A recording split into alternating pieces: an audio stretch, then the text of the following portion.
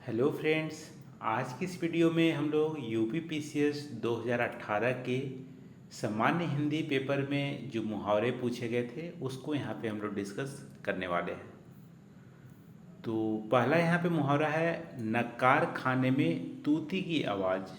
ठीक है, नकार खाने में तूती की आवाज़। इसका अर्थ होता है कोई सुनने वाला नहीं, या बोल सकते हो कि आपका जो आवाज़ है वो नगण्य है।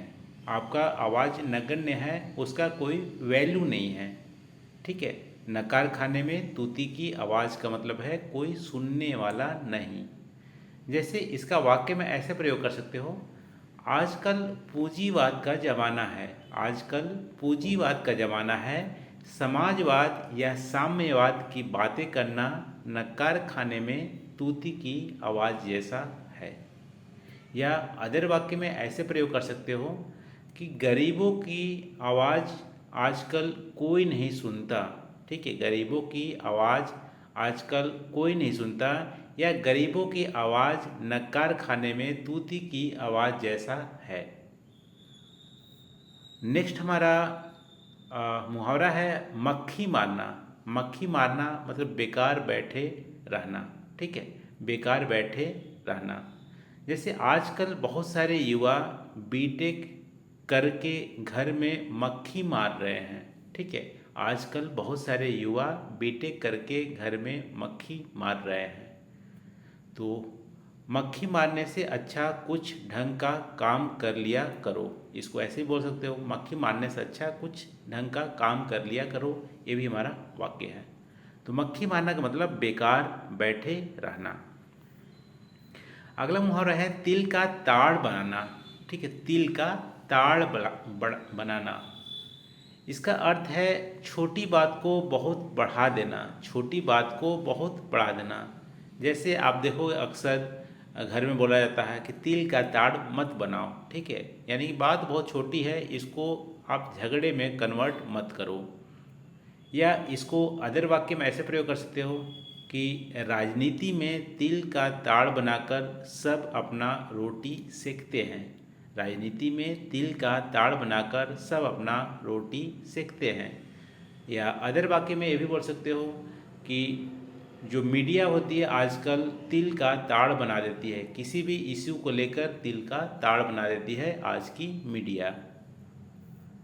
नेक्स्ट हमारा जो मुहावरा है, सिर आँखों पर बैठाना। सिर आँखों पर बैठाना, इसका अर्थ होता है बहुत आदर सत्कार करना। बहुत आदर सत्कार करना। जैसे आप बोल सकते हो कि सुदामा जैसे ही श्री कृष्ण के पास गए, श्री कृष्ण ने उनको सिर आँखों पर बैठा लिया। ठीक है, श्री कृष्ण जी ने उनको सिर आँखों पर बैठा लिया। या अदर वाक्य प्रयोग कर सकते हो, जब विश्वामित्र ने राजा दशरथ के दरबार में पधारा तो राजा ने उनको सिर आँखों पर बैठाया। राजा ने उनको सिर आँखों पर बैठाया। अगला जो हमारा है, हवा का रंग देखना। हवा का रंग देखना यानी कि हालात को पहचान लेना। ठीक है, हवा का रंग देखना का मतलब है हालात को पहचान लेना। इसका वाक्य प्रयोग ऐसे कर सकते हो, महात्मा गांधी ने चौरी चौरा घटना के बाद, महात्मा गांधी ने चौरी चौरा घटना के बाद हवा का रंग देख लिया था और तुरंत असहयोग आंदोलन को वापस ले लिया। ठीक है, तो हवा का रंग देखना का मतलब है हालात को पहचान लेना और उसके अकॉर्डिंग काम करना। अगला जो हमारा है, ढाक के तीन पात। ढाक के तीन पात, इसका मतलब है सदा एक सा। आप ये देख सकते हो पत्ती, हर जो हमारा डंडल है उसमें तीन पतई हैं, तो इसका मतलब है सदा एक सा। आप बोल सकते हो, इसका वाक्य में ऐसे प्रयोग कर सकते हो कि रात दिन एक करके मैं मेहनत करता हूँ। रात दिन एक करके मैं मेहनत करता हूँ, लेकिन परिणाम में वही ढाक के तीन पात होते हैं। परिणाम में वही ढाक के तीन पात होते हैं। नेक्स्ट हमारा जो है, गुरु कीजिए जान के पानी पीजिए छान के।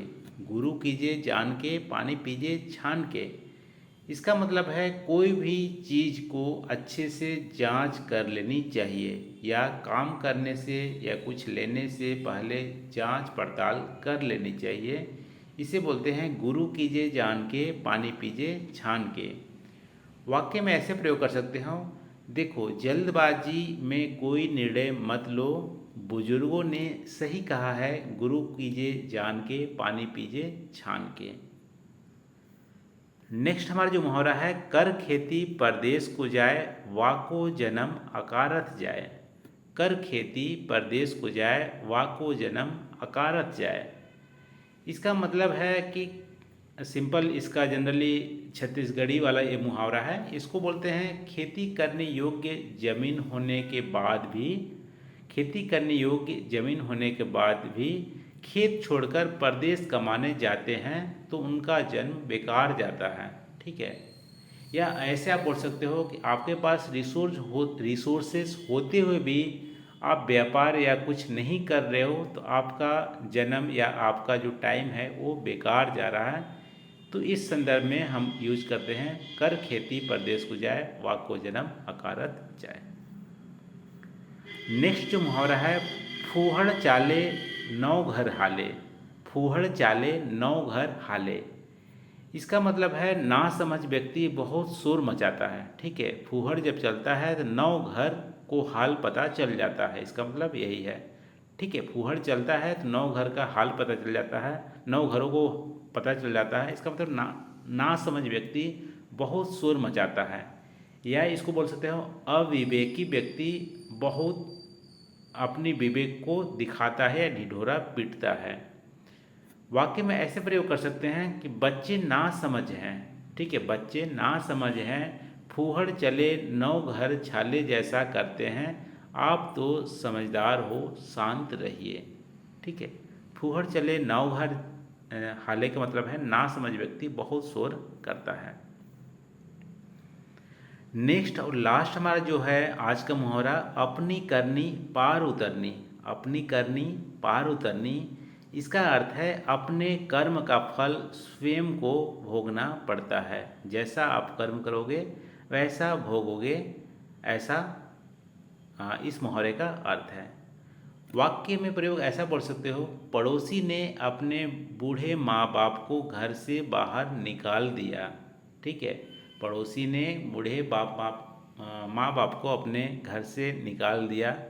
सुना है उन्होंने भी अपने माँ बाप को बाहर निकाला था, यानी कि जो निकले हैं उनके भी, वो भी अपने माँ बाप को निकाले थे।